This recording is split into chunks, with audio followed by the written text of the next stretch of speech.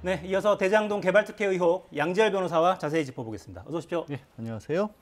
자, 이제 핵심을 좀 짚어보시죠. 그러니까 사실 시청자들이 가장 좀 감정을 건드리는 부분은 저 막대한 개발 이익을 얻다니 이 부분인데. 네.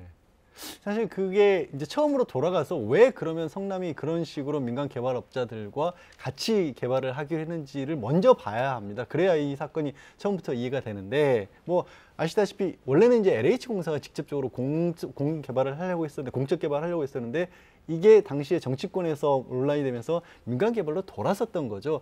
민간 개발로 해서 전부 민간만 하려고 했던 것을 성남시장으로 이재명 현재 후보가 당선이 되면서 이걸 다시 공적 개발로 하려고 했던 겁니다. 그런데 공적 개발 하려고 하면 1조 5천억 원 가량의 예산이 필요한데 성남은 그때 모라토리움으로 파산 상태였거든요. 돈이 없었죠, 쉽게 말씀드려서. 그러면 빚을 내서라도, 그러니까 뭐 지방채를 발행해서라도 끌어들일 수 있었는데 그거를 이제 중앙정부에서도 못하게 했었고, 당시 경기도는 이제 다른 당이었던 남경필 지사가 있었기 때문에 역시 경기도에서 지원이 없었던 겁니다.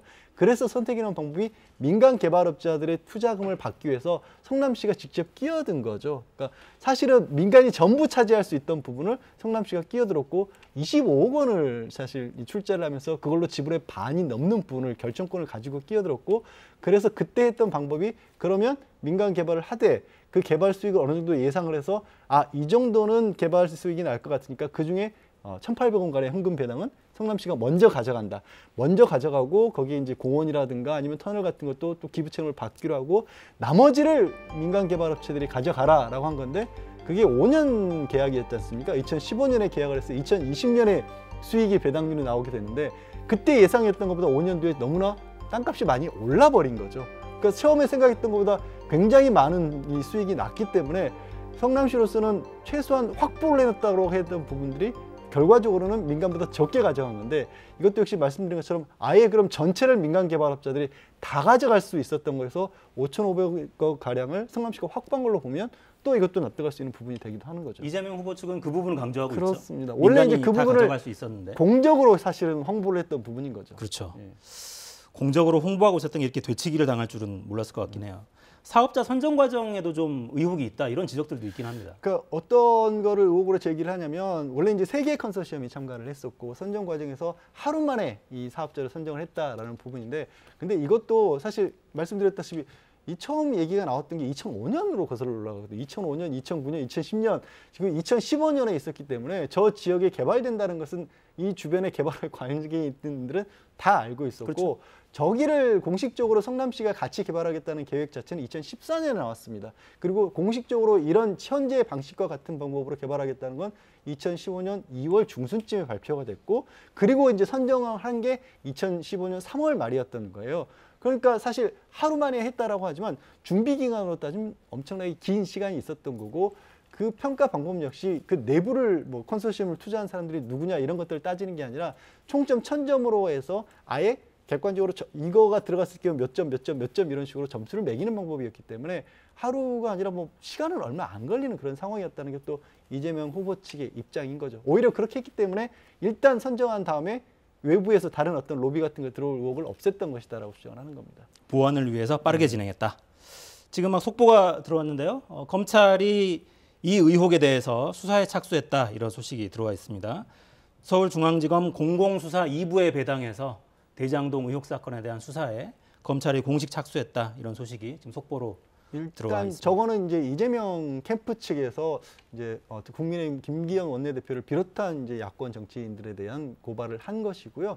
공직선거법상 허위사실 유포로해서 선거에 떨어뜨리려고 한 것이다라는 겁니다. 그러면 저 과정에서 이재명 후보 측은 주장을 하기를 저게 사실인지 아닌지, 그러니까 허위사실로 고발을 했으니까 사실인지 아닌지를 파악을 하려면 대장동 사업 전체를 한번 돌아봐야 되는 거 아니냐. 그렇기 때문에 이 과정을 통해서도 또 이게 규명될 수 있다라고 주장을 하고 있고, 야당에서는 그걸로는 못한다, 특검하자, 이렇게 맞서고 있는 상황이죠. 네, 현 정부 검찰을 믿을 수 없으니 특검을 받으라라고 이제 주장을 하고 있고요.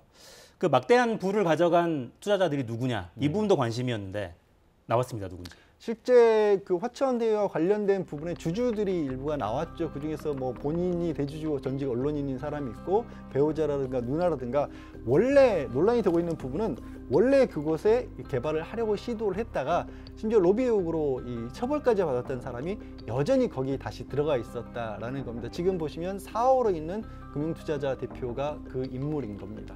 변호사죠? 예, 변호사입니다. 남모 변호사.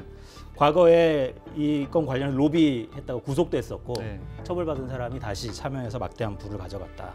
근데 당시에는 뭐 누군지 몰랐다는 거잖아요, 그러니까. 그러니까 말씀드린 것처럼 원래 공식적인 성남시의 입장과 이재명 캠프 쪽의 입장은 뭐냐면 금액이 얼마인가가 중요했었고 투자 조건이 얼마인가가 중요했었고 또 그 투자자들이 누가 실제 투자자를 보는 게 아니라 SK증권 이름으로 들어왔다라는 거죠. 그러면 그 내부에서 어떤 식으로 움직이고 있는지까지를 볼 사실상 이유도 없었고 그렇게 할 수 있는 권한도 없었다라는 겁니다.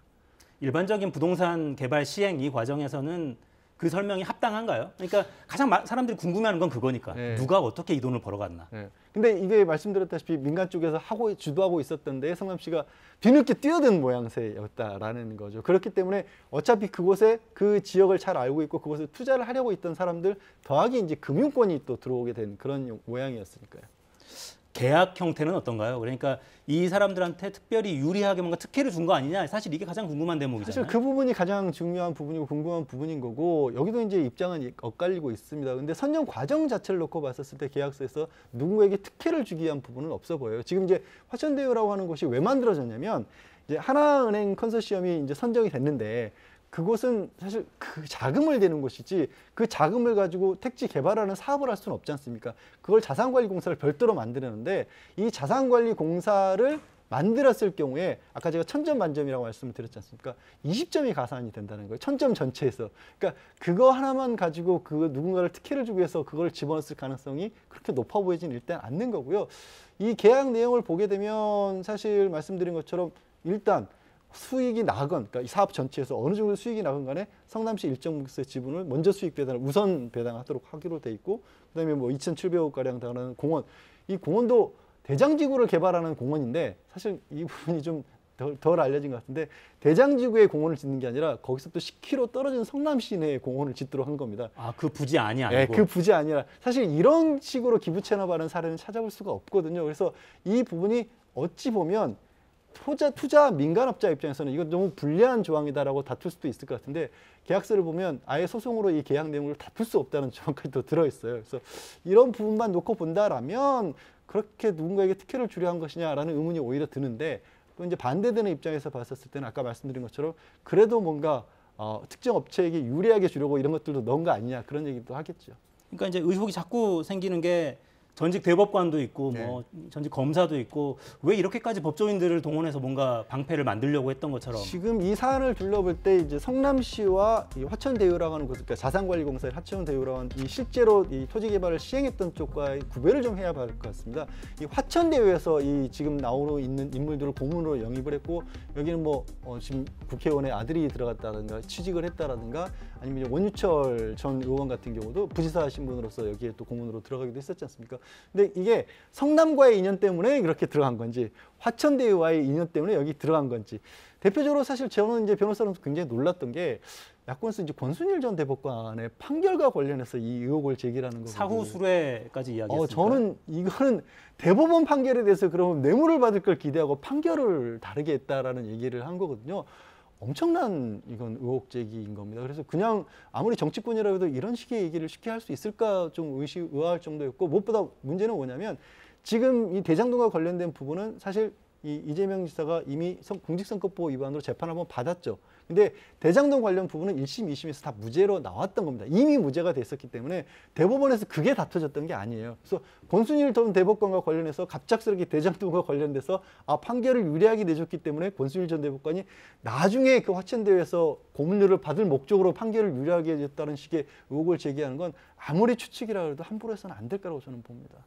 그 부분은 어때요? 그러니까 권순일 대법관이 변호사로 등록하지 않고 네. 그러니까 변호사법 위반 소지가 있는 거 아니냐 네. 이런 지적도 나오고 그런 부분들은 검토를 해봐야 될 부분인 것으로 보이고 그거는 이제 넘어가면 이제 말씀드렸다시피 성남시와 화천대유의 문제이냐 아니면 그러니까 화천대유와 이 권순일 전 대법관 사이의 문제이냐 이런 부분을 따져봐야 될 것 같습니다. 그래서 뭐 법적으로 따져봤을 때 이런 뭐 택지 개발과 관련한 대규모 공사와 관련해서 그 내부에 뭔가 분란의 소지가 있을 여지는 있죠. 워낙 큰 돈이 오고 가고 있으니까 그건 뭐 화천대유 쪽에서는 전혀 그렇지도 않다라고 부인하고 있습니다만, 그래서 그런 문제들과 얽힌 것인지 아니면 별도의 문제인지 이런 부분을 한 번 더 알아볼 필요는 있을 겁니다. 그러니까 사안이 사실 일반인들은 잘 알기 어려운 특수 목적법이니 막 이런 게 막 튀어나오니까 복잡하긴 한데, 그러니까 법조인이시니까 법리적으로 특히 볼 때 정치적인 이야기 좀 빼고요.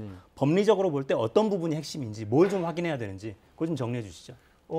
말씀드렸다시피 그때 당시에 그러면 민간 개발에 완전히 맡겨놓고 있었을 때의 수익과 그 성남시가 들어갔을 때 수익, 그리고 당시에 지금 가장 논란이 되고 있는 부분이 왜 아까 처음에 지적하신 것처럼 민간 개발업자가 많은 비용 배당을 받았다는 거 아니겠습니까? 그러면 계약을 체결할 시점에 지금과 같은 정도의 이익을 기대할 수 있었는지는 한번 점검해 볼 필요는 있겠죠. 만약에 충분히 그렇게 많이 가져갈 것을 알면서도 성남시 몫을 떼간 게 조금 떼간 거라면 실제로 문제가 되는 거고, 그때 당시 예상하기로는 그렇지 않았다, 이 정도라면 타당하다라고 한다면 뭐 이걸 가지고 특별히 문제 삼기는 어려울 것으로 보입니다. 실제로 특혜가 있었느냐? 그렇죠. 충분한 대규모의 이익을 예상하면서도 이 부분은 공공으로 환수할 노력을 의도적으로 하지 않은 것 아니냐? 네. 이 부분을 확인해야 된다. 그리고 결정적으로는 대선 국면이니까 네. 그 과정에 당시 성남시장, 현재 대선 후보인 이재명 후보가 개입했느냐, 이 부분을 확인해야 된다는 얘기군요. 일단 검찰도 수사에 착수했으니까. 네, 검찰 아까 말씀드렸다시피 그게 허위 사실이라고 공표를 했다라고 고발을 했기 때문에 그 부분을 들여다보는 와중에 또 아까 말씀드렸다시피 대장동과 관련한 검찰 수사도 일부 진행된 부분이 있거든요. 그런 부분을 확인하는 건 그렇게 어렵지는 않을 것으로 보입니다. 알겠습니다. 수사에 검찰이 들어갔으니까 지켜보도록 하겠습니다. 양지열 변호사 수고하셨습니다. 네, 고맙습니다.